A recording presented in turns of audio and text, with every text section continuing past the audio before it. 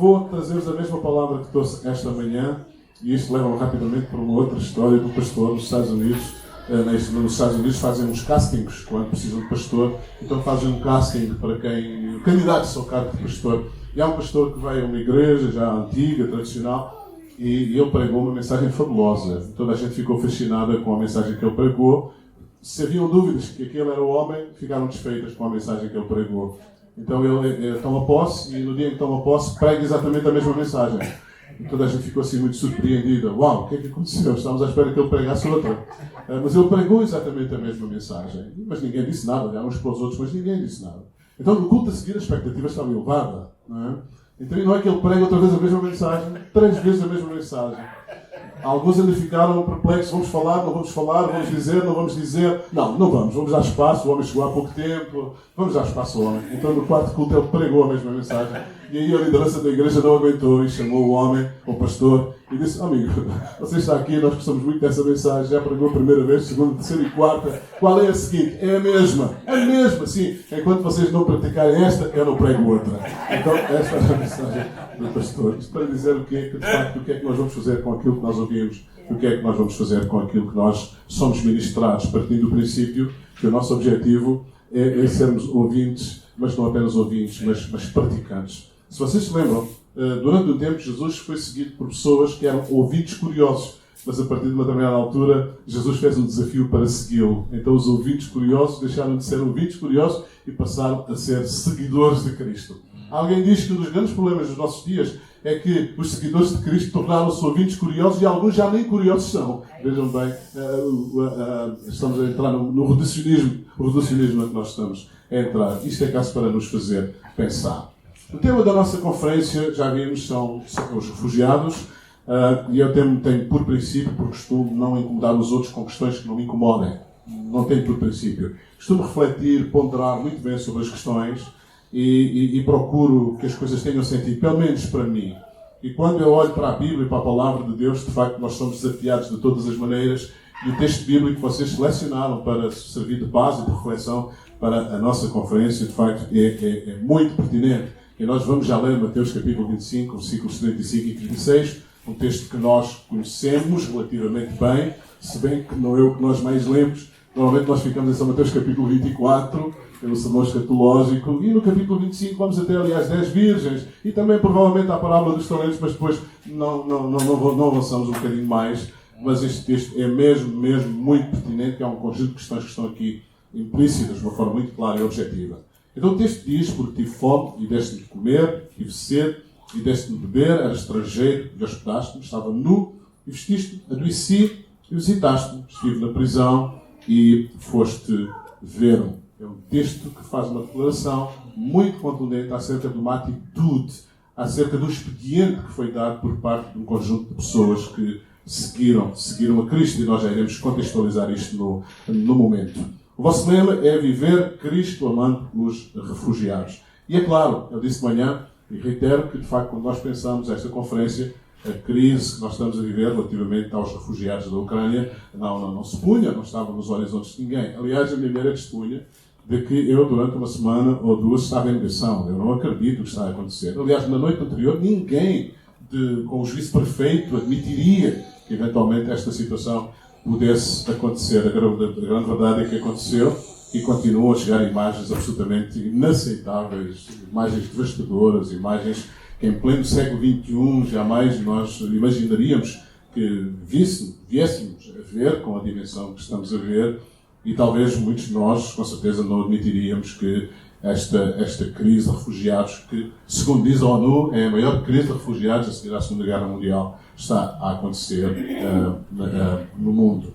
Ou seja, esta conferência não parte de um pressuposto de uma realidade teórica que eventualmente poderia acontecer, ou de alguma coisa que aconteça a alguns, ou que vamos ouvindo, que chegam alguns que conseguem passar uns arames, farpar e aquela coisa. Não, são autocarros que chegam, são aviões que chegam, são pessoas que chegam todos os dias a várias capitais da Europa, ao nosso país, para encontrar refúgio diante deste drama terrível que está, de facto, a deixar-nos completamente destroçados e, acima de tudo, perplexos. Como é que é possível, em pleno século XXI, as organizações internacionais não terem conseguido uma resposta no sentido de evitar esta tragédia que nós estamos a viver. E todos nós sabemos que a questão dos refugiados provoca todo um conjunto de situações. A pobreza é alguma coisa que é inevitável, a fome, os campos de refugiados com condições absolutamente desumanas, e nós já estamos tão habituados a ver isto que às vezes as imagens já não nos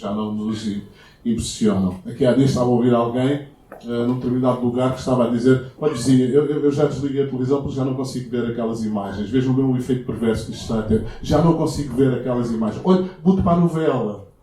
Já falava Hermanesse, a cultura da novela. Não é? A cultura da novela. É uma forma de nos aliarmos da realidade. Quando, de facto, se há um momento em que nós devemos estar conscientes da realidade que está a existir nos dias de hoje.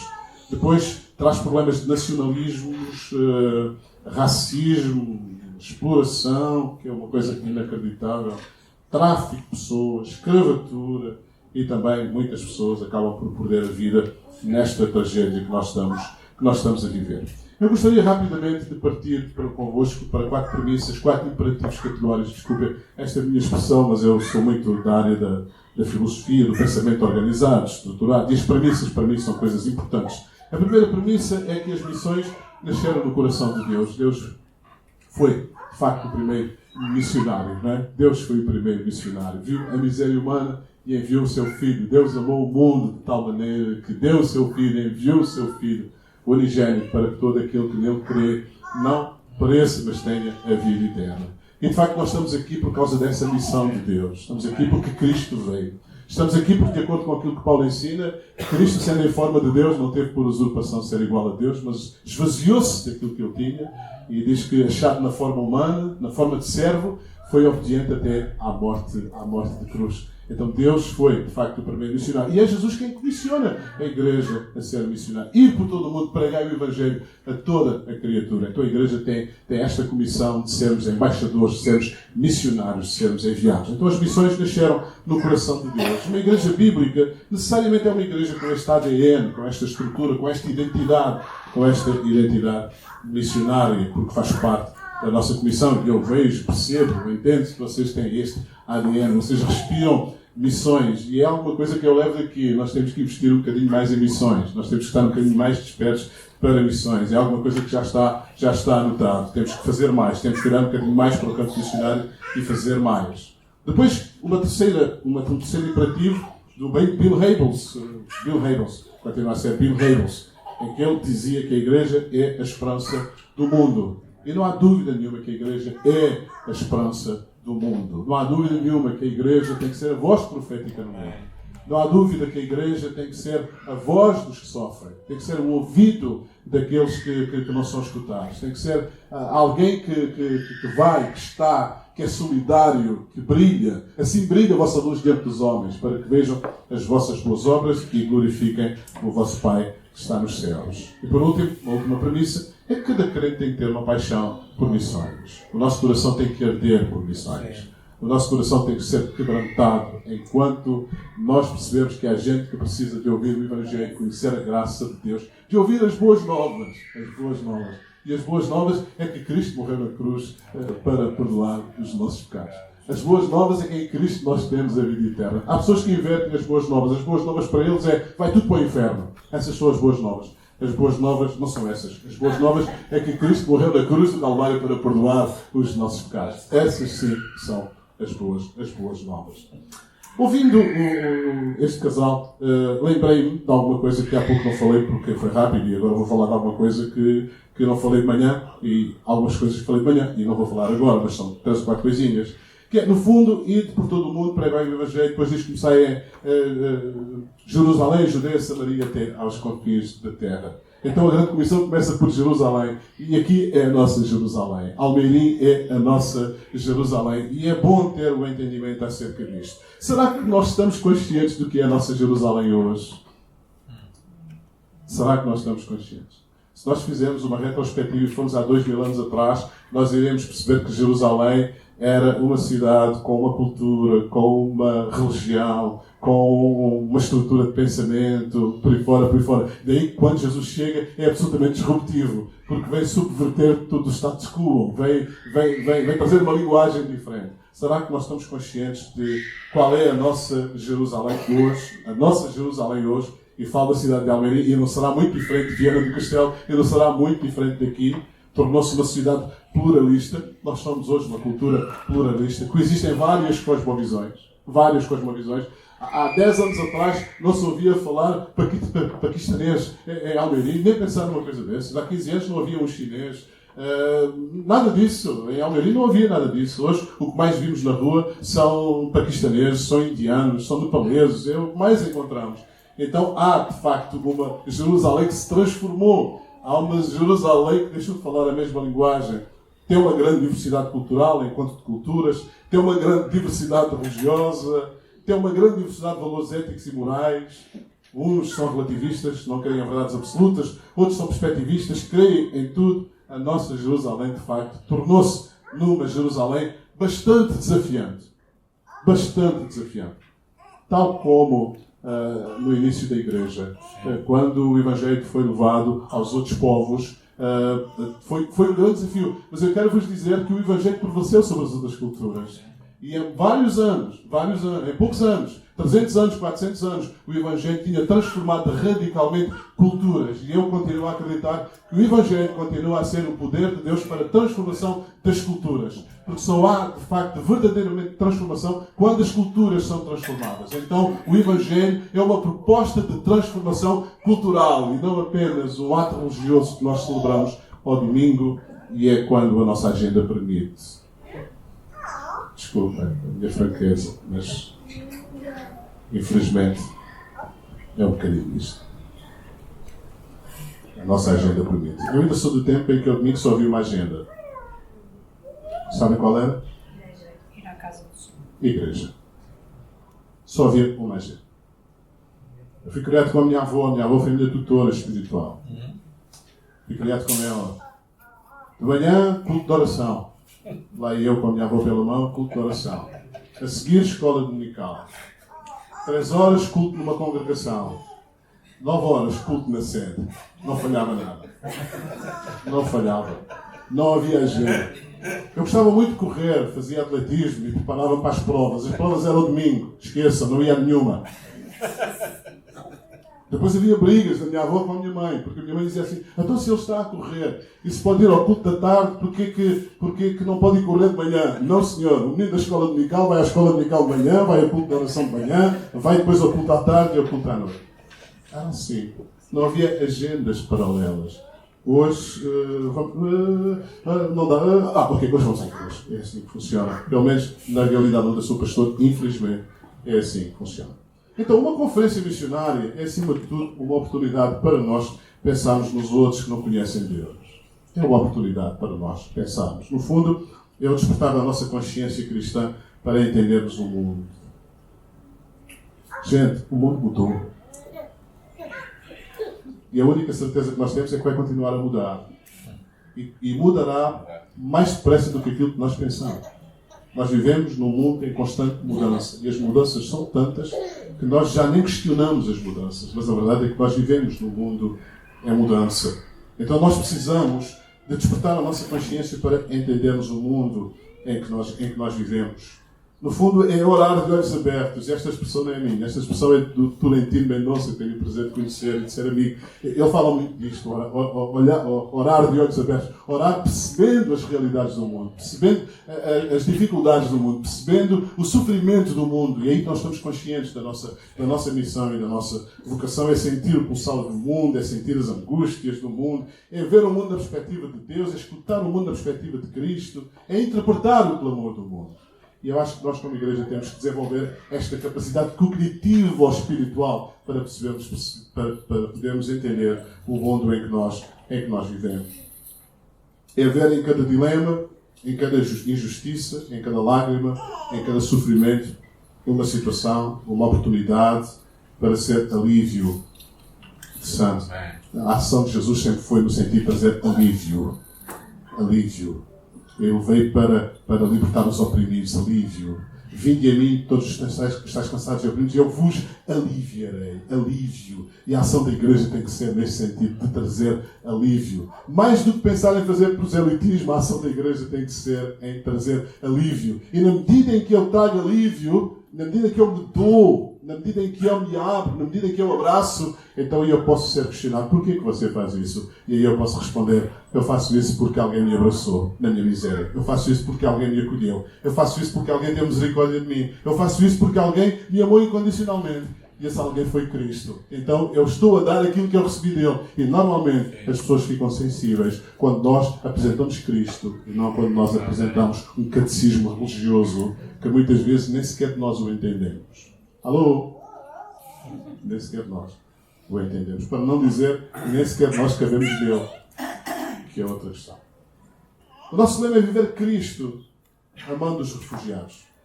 E nós vamos para o nosso texto bíblico. Eu não vou fazer uma análise teológica, ainda que seria muito interessante, e insisto aqui para os vossos mestres, fazer uma análise teológica do ponto de vista escatológico, mas vou apenas situar em 3 notas de contexto. O texto que nós lemos, São Mateus 25, é um texto que aparece na sequência do Sermão do Monte, e nós, na sequência do Sermão escatológico, e nós já ouvimos aqui há pouco que de facto nós vivemos tempos bastante interessantes do ponto de vista do sermão escatológico, que encontramos em Mateus capítulo 24, Marcos 13, Lucas capítulo 21. E ali nós encontramos palavras de Jesus em que ele diz que nos últimos tempos surgirão guerras, surgirão rumores de guerras. E não há dúvida que nós estamos a viver nesses períodos. Aliás, desde há um longo tempo que a Igreja está a viver nesse período de guerras e rumores de guerras. É verdade que nunca houve um tempo de paz tão grande, tão prolongada, como nestes últimos anos, desde a Segunda Guerra Mundial até aqui. Mas quem sabe história, quem conhece história, quem estudou história, sabe que a guerra era a norma e a paz era a exceção. Durante toda a Idade Média, tanto a Baixa como a Alta Idade Média, eram as guerras atrás de guerras. Foi uma coisa terrível que aconteceu na Europa e nós não podemos ignorar isto. Nunca houve um tempo de paz tão grande como este. Depois falam-nos das pestes e nós ainda estamos a conviver com aquilo que nós podemos definir de uma peste. Hoje na nossa igreja faltou uma série de gente porque foi apanhado já daqui, que já é a sexta onda.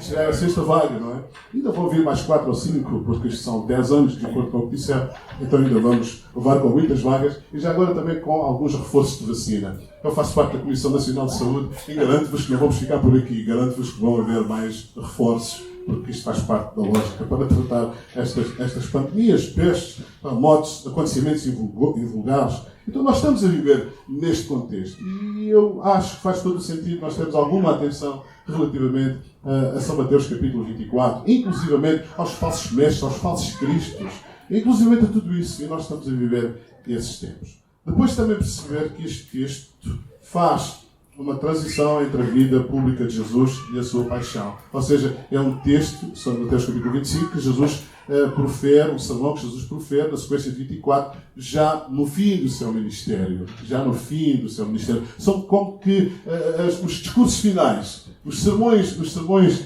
finais. E eu disse de manhã que, de facto, aquilo que as pessoas dizem no final da vida tem uma importância muito significativa. São as últimas palavras. Olha, Salomão, no final da sua vida, Davi, no final da sua vida, chamou Salomão e disse assim: olha, eu vou pelo caminho de toda a terra. Tu, sê homem. Sê homem, disse Salomão, sê homem.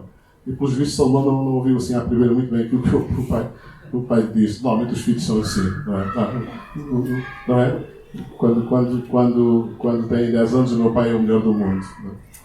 Depois, quando tem 18 anos, o velhote acerta umas, mas já não acerta outras.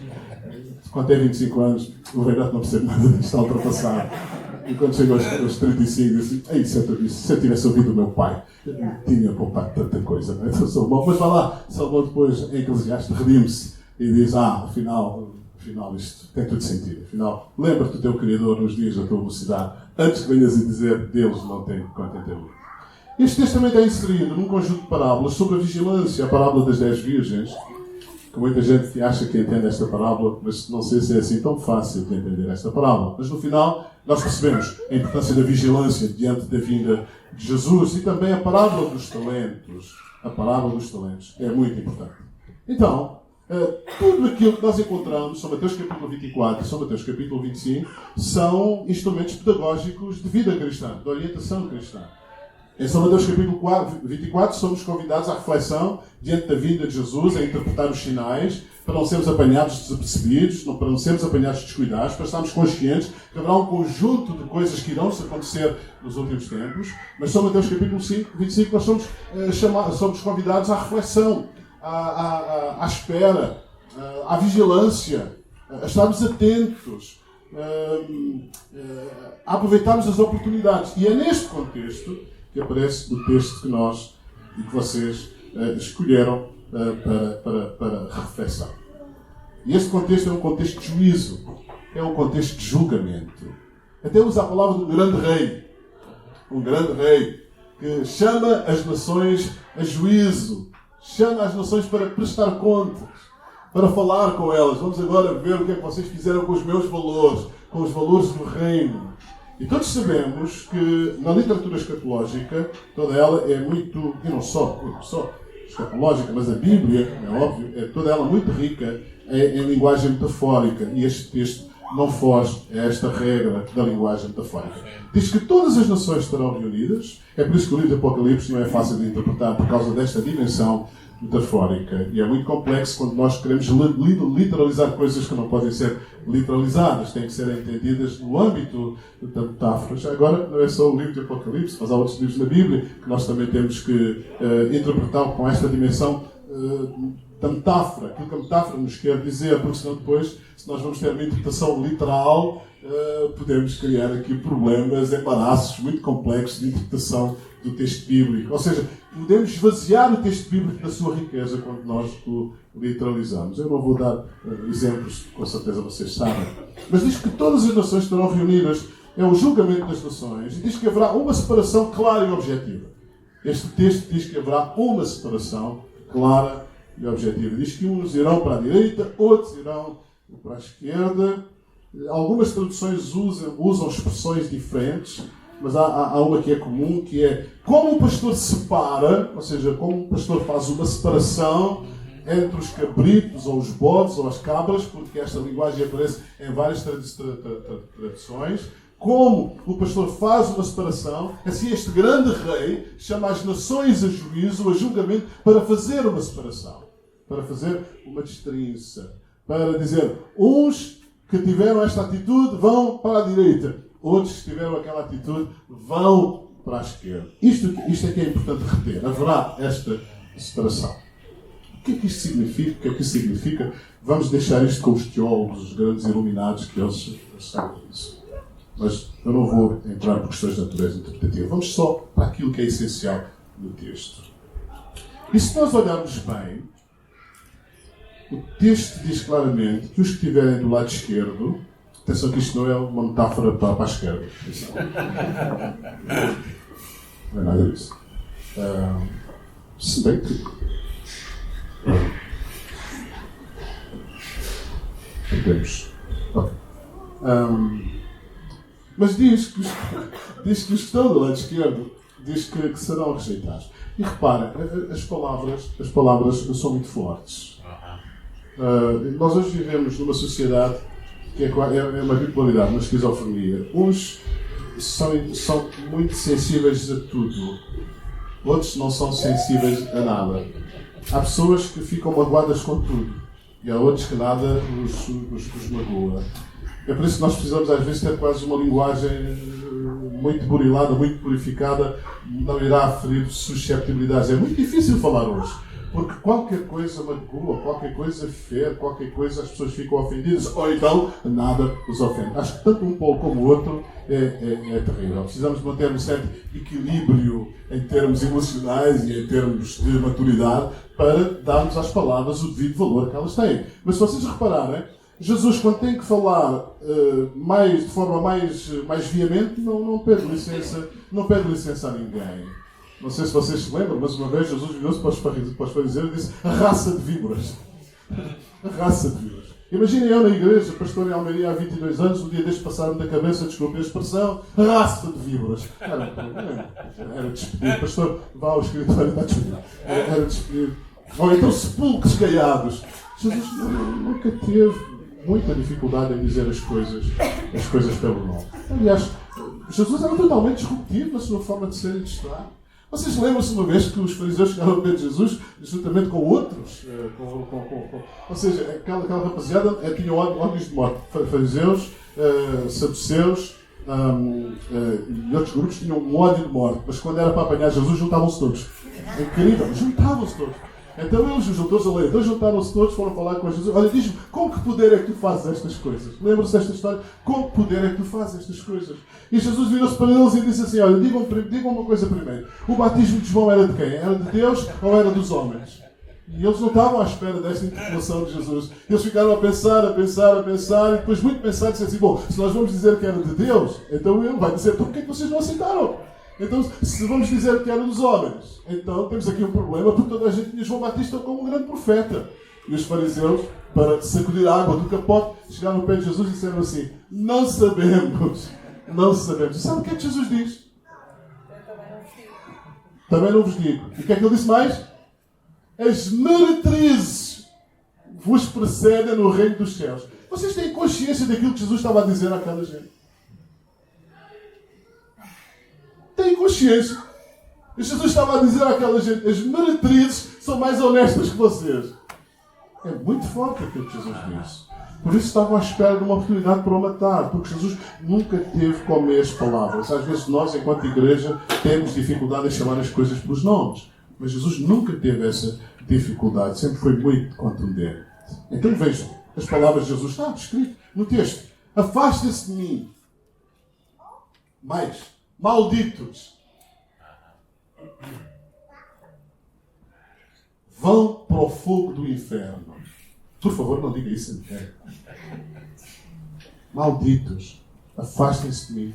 Vão para o fogo do inferno. E no diálogo nós depreendemos, ou deferimos, ou inferimos, que aquela gente fica apavorada. Mas qual é a razão desta rejeição? Mas porquê estas palavras tão fortes? Mas porquê estamos a ouvir isto? O que é que nós fizemos de mal? E Jesus diz claramente, sabem porquê que vocês são malditos e afastem-se para o fogo do inferno? Porque eu tive fome e vocês não me deram de comer. Porque eu tive sede e vocês não me deram de beber. Porque eu fui peregrino e forasteiro, refugiado, e vocês não me abrigaram. Porque eu estive nu e não me vistes. E não vestistes. Porque eu estive doente e na cadeia e não me visitaste. E a pergunta é legítima. Mas quando é que isso aconteceu? Quando é que nós fizemos isto? Em que momento é que nós fizemos isto? Por favor, recorda-nos. Isso provavelmente será um erro de avaliação. Jamais isso aconteceu. E Jesus responde de forma clara. Todas as vezes que vocês não fizeram isto aos meus irmãos, todas as vezes que vocês olharam para alguém com uma necessidade objetiva e não foram capazes de socorrer, vocês tiveram esta atitude para comigo. Todas as vezes que vocês não ajudaram os outros, não foram solidários com os outros, não tiveram conscientes da necessidade dos outros, todas as vezes que vocês passaram de largo, vocês fizeram isto. Então vocês deixaram de o fazer a mim. Eu costumo dizer, não sei se já ouviram isto não é palavras minhas, não são palavras minhas, e acho também interessante trazer alguns exemplos escolares para reforçar aquilo que nós temos enquanto palavra de Deus, porque parece que em alguns lugares, alguns cristãos também já não valorizam a palavra de Deus tal qual ela é. É uma coisa quase assustadora. Mas sabe uma coisa? Dalai Lama disse uma coisa muito interessante acerca do Sermão do Monte. Ele disse o seguinte, Dalai Lama, foi ele que disse isto. Ele disse assim, se todos os livros sagrados do mundo se perdessem e ficasse apenas o Sermão do Monte, nada estaria perdido. Vejam bem, se Dalai Lama diz uma coisa destas, o que é que nós, enquanto cristãos, devemos dizer? Diz ele. Quando ele lê o Sermão do Monte, quando ele lê aquilo, diz assim, uau, isto é absolutamente inacreditável. E se vocês repararem, há uma direta correlação entre o Sermão do Monte e esta rejeição que Jesus fala aqui. Porque o Sermão do Monte é muito claro. Se o teu inimigo tiver fome, dá-lhe de comer. Diz para orarmos pelos nossos inimigos. Diz que se nós fazemos bem apenas a quem nos faz bem, qual é o benefício que vem disto? A Bíblia diz claramente no Sermão do Monte que nós temos que ter uma atitude ética completamente disruptiva. Ou seja, Jesus vem colocar os patamares éticos em termos de valores do reino acima de todos os outros valores. Aliás, ele até diz, se vocês amarem apenas quem vos ama, olha, sede perfeitos, como perfeito é o vosso Pai que está nos céus, que faz com que o sol nasça sobre os justos e injustos. Se dependesse de nós, se calhar o sol só nascia para alguns. Sim ou não? Ser perfeitos aqui não é no sentido de ser perfeitos como Deus é perfeito, mas é no sentido de sermos maduros, no sentido de não condicionarmos o nosso amor em função daquilo que as pessoas são. É esta a dimensão do raciocínio que nós encontramos no texto. Então esta atitude que nós encontramos está muito clara na parábola do samaritano que nós conhecemos muito bem. O sacerdote e do levita, que é uma espiritualidade insensível, faz que não vê, que não se condói, que não quer sujar as mãos, que passa ao lado a dizer irmão, que não vê o outro como irmão. Vocês não fizeram isto aos meus irmãos. E a grande pergunta que eu deixo no ar é se, de facto, quando nós olhamos para os outros, independentemente de quem são, se nós somos capazes de os ver como irmãos. Provavelmente nós os vimos como ímpios, como pecadores, como provavelmente gente que não merece. Mas o Evangelho não nos leva a ver dessa maneira. Leva-nos a ver como ovelhas perdidas que precisam de conhecer Cristo. E a nossa função e missão é levá-las a conhecer Cristo. Voltando a Rembrandt, que estávamos a falar no Januário, nós lembramos-nos das parábolas de Lucas 15. A parábola da ovelha perdida, da dracma perdida e do filho perdido.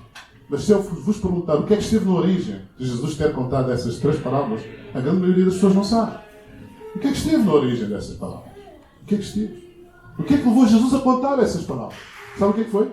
É que Jesus estava sentado à mesa com os pecadores e com os publicanos, e os fariseus acusavam Jesus de estar sentado à mesa com os pecadores e com os publicanos, e acusavam de ele ser um nubarrão que estava com eles, e a partir daí Jesus contou essas parábolas. Ou seja, Jesus é um homem sem distâncias, sem fronteiras. Para ele não há gente distante, para ele não há gente longe, para ele não há gente que não seja alcançável. Então nós não podemos ter este tipo de espiritualidade. Este tipo de espiritualidade é totalmente rejeitada por Deus. Não faz parte dos seus princípios éticos, nem dos valores do reino. Então há aqui claramente uma questão de natureza ética, de valores, de atitude, uma postura diante do outro que Jesus rejeita. E a rejeição e a condenação, apartai-vos de mim, vão para o inferno, é resultante de alguma coisa que nós, ou que neste caso não fizeram, neste caso um pecado por comissão.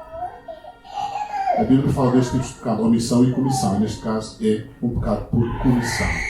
Eu vi, eu tive consciência, eu estava consciente de que havia uma necessidade e eu passei ao lado, não quis saber, virei a cara, não tive uma atitude de ajudar o outro.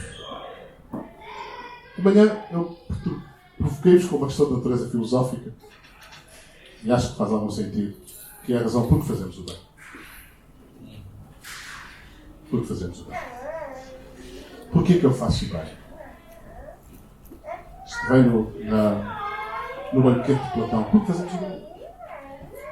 E ainda hoje há pessoas a pensar desta maneira. Eu faço o bem porque quando precisar também espero que me façam o bem. Então a questão não é o outro, a questão sou eu. Eu faço não é pelo bem-estar do outro, eu faço para garantir o meu bem-estar num caso de necessidade. Ou então eu faço o bem porque sinto muito bem psicologicamente quando faço o bem. Bom, estas são as mais light, mas há umas mais pesadas. Eu faço o bem com medo dos deuses, ou neste caso com medo de Deus. Porque se eu não fazer o bem, Deus pode me tirar aquilo que eu já tenho. E se eu fizer o bem, então Deus pode me dar mais do que aquilo que eu já tenho. Então a questão não é o outro, a questão é se eu tenho mais ou se eu tenho menos. Isto não é Deus, isto é Zeus, mitologia grega, que faz ou deixa de fazer em função dos comportamentos humanos. Quando nós sabemos que Deus não age em função dos nossos comportamentos. Porque se Deus agisse em função dos nossos comportamentos, então garanto-vos que nós tínhamos muitas contas para dar. Alô? Muitas contas para dar. Não. Assim como o pai se compadece do seu filho, assim Deus se tem compadecido de cada um de nós. Porquê que devemos fazer o bem? Porque, de facto, Deus é bom. E se Deus é bom, nós temos que ser pessoas com esta capacidade de fazer o bem.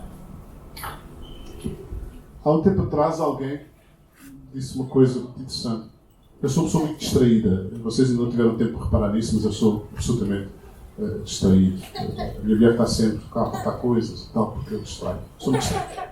E alguém ligou-me há um tempo atrás, Samuel, a dizer assim: olha, eu ouvi dizer que vocês mudaram o nome da vossa igreja e tal. E eu, mudamos o nome da igreja.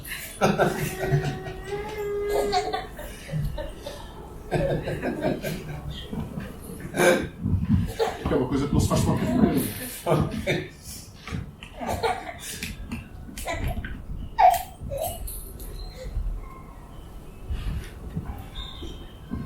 Eu disse, olha, vocês sabem que há sempre gente a falar de coisas e por aí fora. Não mudamos nada, esquece lá isso, não. Então, olha, até te vou mandar uma fotografia da porta da igreja. Mandei uma fotografia. Não, então está aqui, não. Até que 2 dias ou 3 depois ia entrar e eu assim, calma lá, afinal mudamos. Afinal mudamos. Afinal mudamos. Então o que é que nós pusemos? Pusemos Assembleia de Deus de Almeirim, comunidade cristã aberta a todos. Eu parto do princípio que uma igreja é uma comunidade aberta a todos. Eu parto desse princípio, que a igreja é uma comunidade aberta a todas as pessoas. Então foi essa a alteração que nós fizemos. Comunidade cristã aberta a todas as pessoas. A todas as pessoas. E de facto, perceber essa dimensão de que nós somos uma comunidade aberta a todos, cria em nós um conceito de inclusão. Cria em nós um conceito de inclusão. E uma igreja que não tem esta dimensão do conceito de inclusão, não é igreja. Porque igreja tem que ter esta dimensão de inclusão. E incluir é dizer que são todos, mas absolutamente todos, bem-vindos. Independentemente do seu estado, independentemente de quem são. Sabem que na Idade Média, onde é que as pessoas se refugiavam e encontravam um abrigo? Eram nas igrejas. Ninguém entrava lá para fazer mal a ninguém. Mas depois vieram os bárbaros e destruíram aquilo tudo, porque eles tinham outra lógica. As igrejas têm que ser um lugar onde todos devem se sentir acolhidos e onde todos se devem sentir aceitos.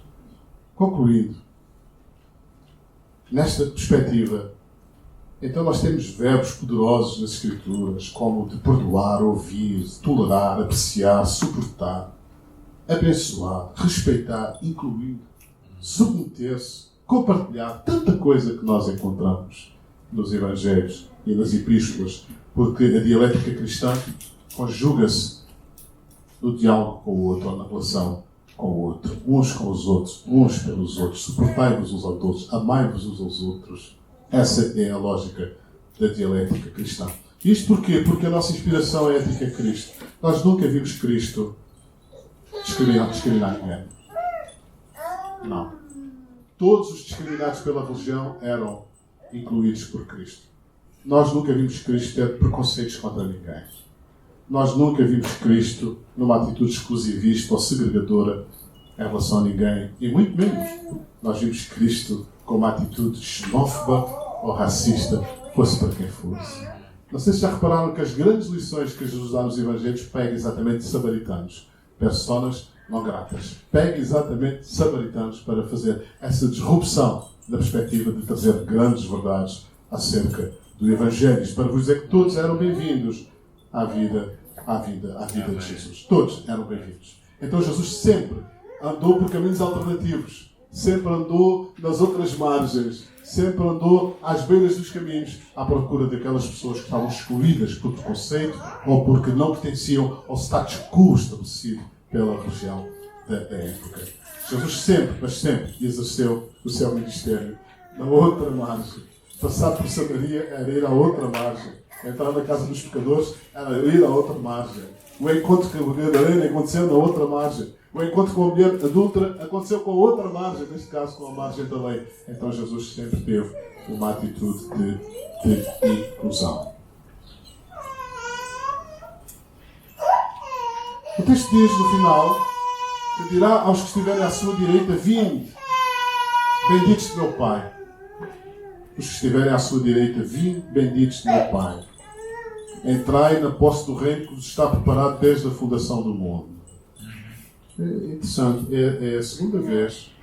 Há duas expressões na Bíblia antes da fundação do mundo. Uma está em Pedro, é o cordeiro que foi morto antes da fundação do mundo. Em Pedro, e esta é a segunda vez que aparece esta expressão, antes da fundação do mundo. Então, vinde e entrai na posse do reino que vos está preparado desde a fundação do mundo. E porquê que vocês vão entrar no reino que está preparado desde a fundação do mundo? Exatamente pela razão inversa daqueles que foram lançados, ou serão lançados no inferno.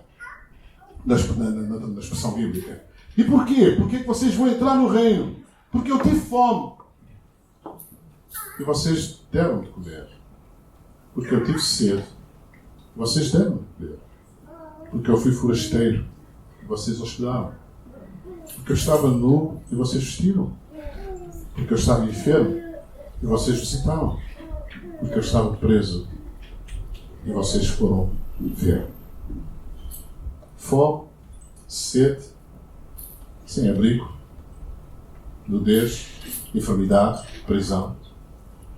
E vocês tiveram um cuidado extremo com todas estas situações, com todos estes momentos, com todas estas pessoas. Vocês estiveram atentos. Vocês foram cuidadosos, vocês foram diligentes. Vocês não passaram ao lado, não olharam ao lado. Vocês não tiveram uma espiritualidade asséptica que não toca. Vocês sabem que os fariseus não tocavam em nada que fosse para além daquilo que era estritamente religioso, com medo de ficarem imundos. Mas é interessante que em Jesus aconteceu ao contrário. Os fariseus tinham medo que aquilo em que eles tocassem lhes transmitisse a imundície. Jesus, quando tocava, era a virtude que saía dele que curava os imundos. Não será este o papel da igreja? Em tudo aquilo que nós tocamos, estivemos presentes, há exatamente ao contrário. Muitas vezes nós temos medo que aquilo nos afete, quando devia ser ao contrário. Nós devemos era estar seguros, absolutamente seguros de que, onde estivermos, há a virtude que sai de nós, há a cura que sai de nós, há a bênção que sai de nós, há a restauração que sai de nós, há alguma coisa diferente que sai de nós. A cultura dos fariseus era outra. Então, quando é que nós fizemos isto?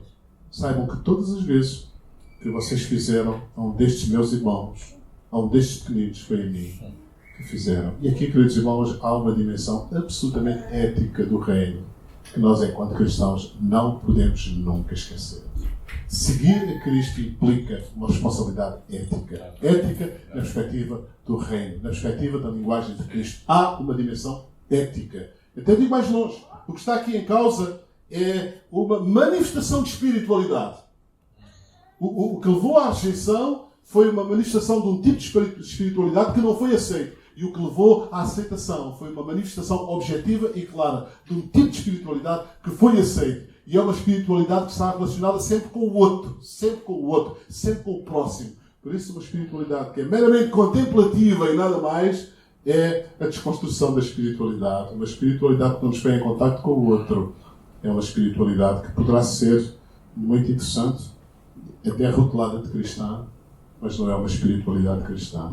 A espiritualidade cristã é aquela que nos leva a estar na presença de Deus para ser ministrado por Ele, no sentido de depois irmos ao próximo e revelarmos a graça, a bondade e a misericórdia do nosso Senhor e Salvador Jesus Cristo.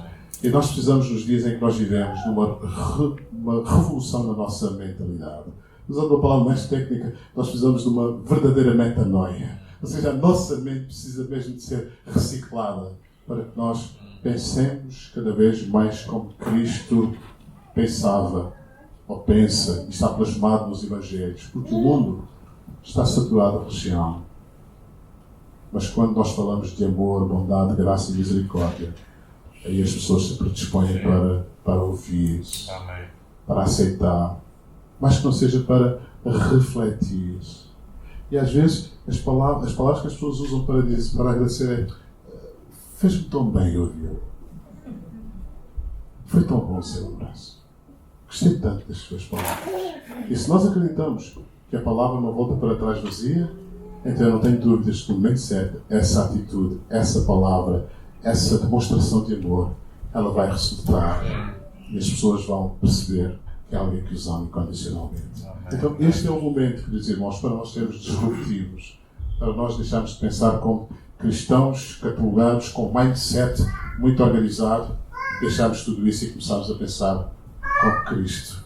E Cristo era absolutamente subversivo. Tão subversivo que aquela gente ficou de cabeça à hora quando Jesus começou a entrar em tudo quanto é sítio e a levar a bondade e a misericórdia. Um Deus presente, um Deus que se interessa, um Deus que cuida, um Deus que tem amor, um Deus que não desiste. Amém? Um Deus que não desiste, um Deus que não está satisfeito enquanto a ovelha não for perdida, a perdida não for encontrada, um Deus que não se cansa de procurar, um Deus que sai em procura. E nós precisamos levar às pessoas a ideia deste Deus que está em procura, e nós somos esses agentes que Deus usa para procurarmos as pessoas perdidas. Que Deus, de facto, vos abençoe, que Deus vos proteja e que a nossa mentalidade seja renovada com estes insights.